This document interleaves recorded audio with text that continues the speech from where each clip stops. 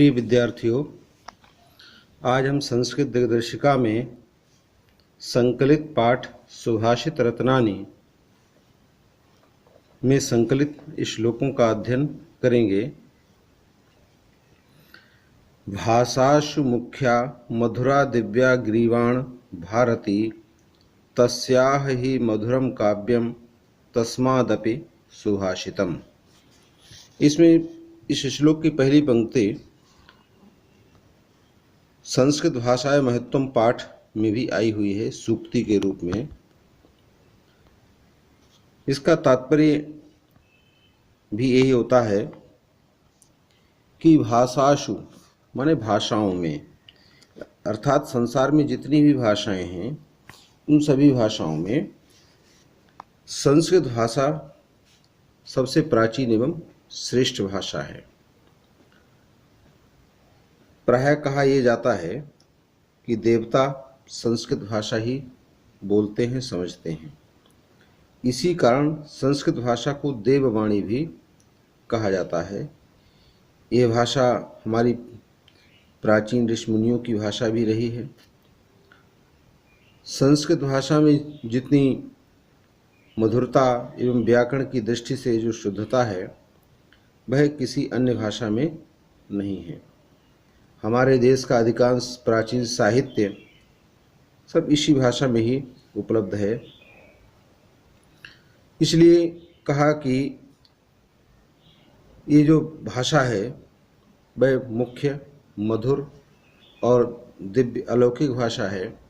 तस्या ही मधुरम काव्यम, इसका काव्य अत्यंत मधुर है और उससे भी अधिक उसके सुभाषित मधुर हैं। अर्थात हर दृष्टि से संस्कृत भाषा अन्य भाषाओं में मुख्य, मधुर और श्रेष्ठ भाषा मानी गई है।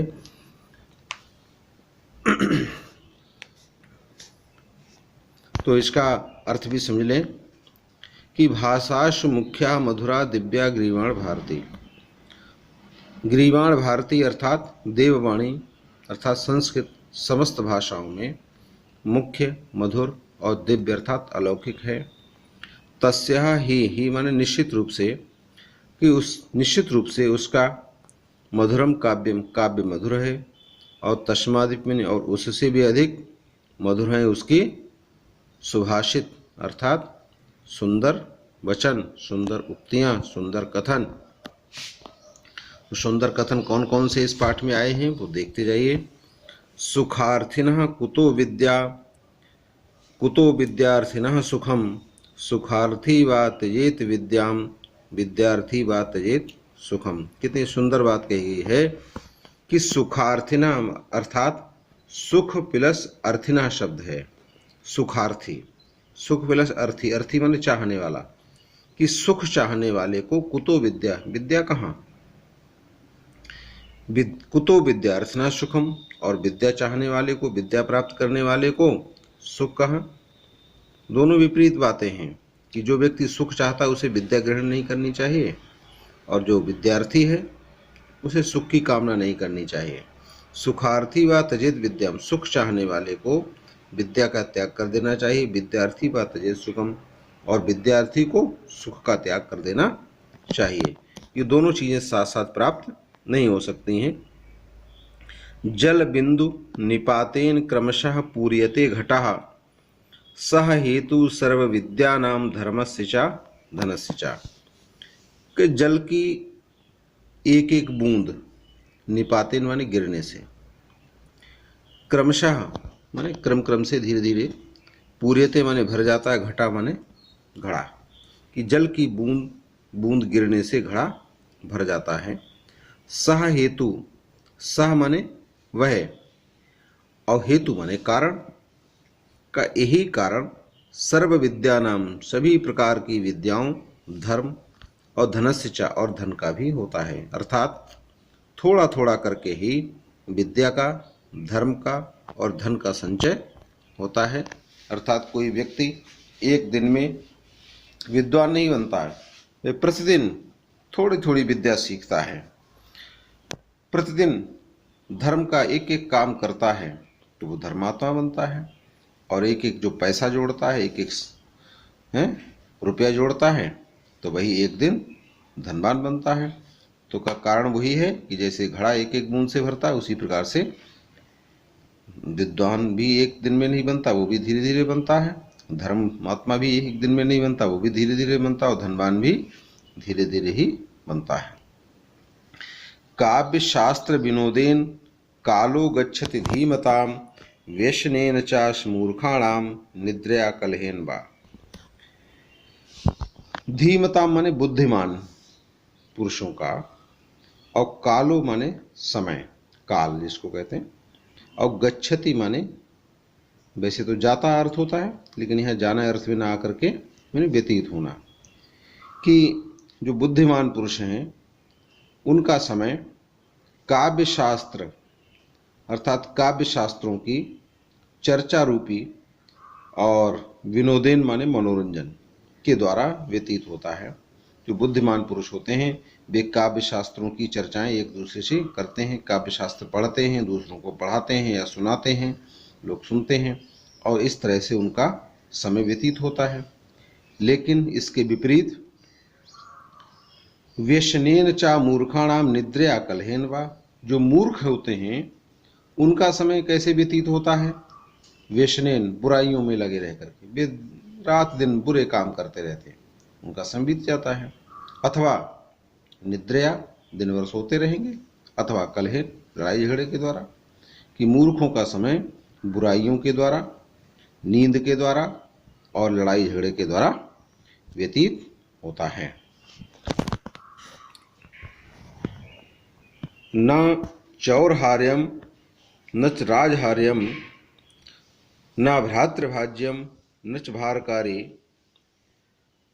व्यय कृते वर्धते एव नित्यम विद्याधनम सर्वधनम प्रधानम।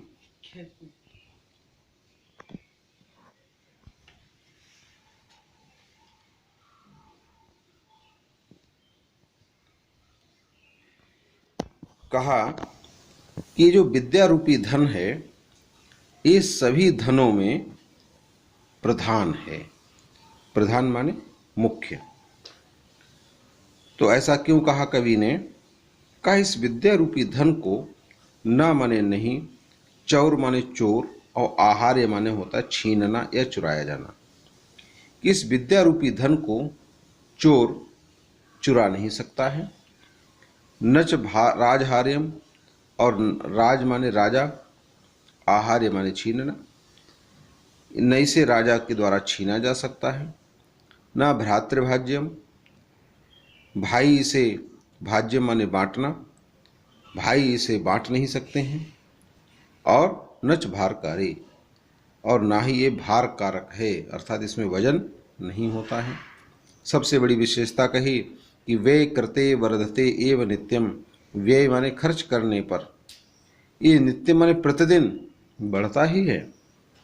कि अन्य धन तो व्यय करने पर घट जाते हैं, कम हो जाते हैं, लेकिन ये व्यय करने से नित्य बढ़ता है।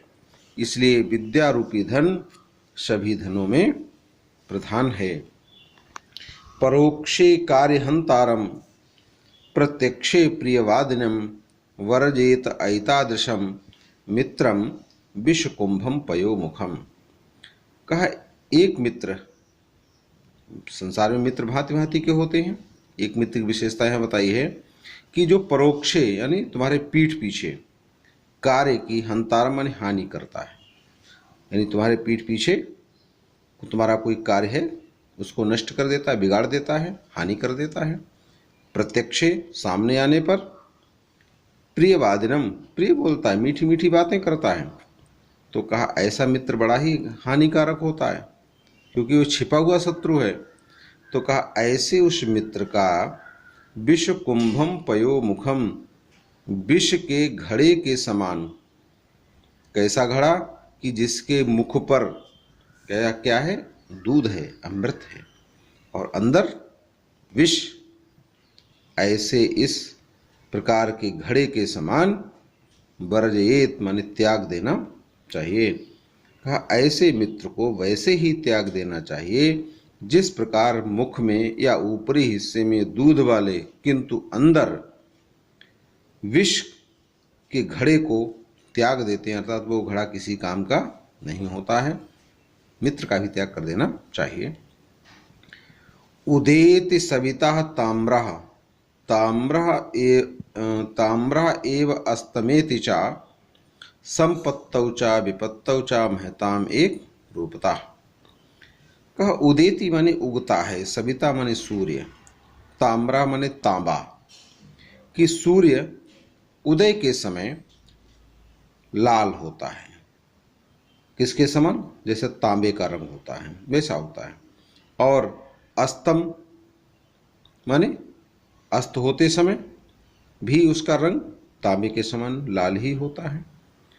दो बातें हैं कि जब उदय काल होता है तो सूर्य का सुख का समय होता है, जन्म का समय होता है, खुशियां मनाने का समय होता है। जब उसका अस्त काल है अर्थात उसकी मृत्यु होती है, तो का दोनों ही स्थितियों में वह एक जैसा ही होता है। उसे सुख में कोई प्रसन्नता नहीं है और मृत्यु का कोई उसे दुख नहीं है। तो ये महापुरुषों का ये लक्षण है कि संपत्तौ च विपत्तौ च महताम एक रूपता। महताम माने महान पुरुष, संपत्ति और विपत्ति अर्थात सुख और दुख में एक रूपता अर्थात एक जैसे स्वभाव वाले ही हुआ करते हैं, समरूप हुआ करते हैं। विद्या विवादाय धनम मदाय शक्ति ही परेशान परिपीडनाय खलस्य साधो विपरीत में तत् ज्ञानाय दानाय चा रक्षणाय। इसमें बड़ी बात कही, वस्तु तो एक ही है लेकिन भिन्न भिन्न व्यक्तियों के लिए उसका प्रयोग भिन्न भिन्न हुआ करता है।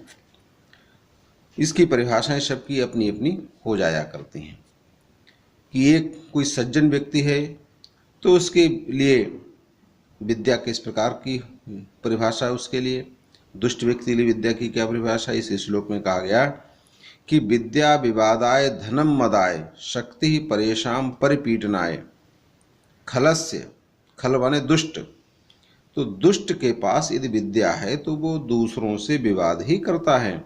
तो विद्या विवादाय, विद्या विवाद के लिए, धनम मदाय धन मद के लिए, और शक्ति परेशान माने दूसरों के परिपीडनाय माने पीड़ित करने के लिए, पीड़ा पहुंचाने के लिए होती है। दुष्ट की विद्या विवाद के लिए, धन मद के लिए, और शक्ति दूसरों को पीड़ा पहुंचाने के लिए होती है। फिर कहा साधो जो सज्जन पुरुष हैं, और विपरीत में तत्, विपरीत विपरीतम प्लस एतत्, एतत् माने इसके, कहा इसके विपरीत सज्जन की विद्या क्या ज्ञानाय ज्ञान के लिए होती है, धनम दानाय धन दान के लिए होता है, और शक्ति रक्षणाय शक्ति दूसरों की रक्षा के लिए होती है। यदि दुष्ट के पास विद्या होगी तो वो विवाद करेगा, लेकिन सज्जन के पास है तो वह ज्ञान देगा दूसरों को, धन है तो वह दान करेगा, और यदि शक्ति है तो दूसरों अपनी भी रक्षा करेगा, दूसरों की रक्षा भी करेगा। इस पाठ में से संकलित श्लोकों का अर्थ हम अध्ययन अगली वीडियो में करेंगे।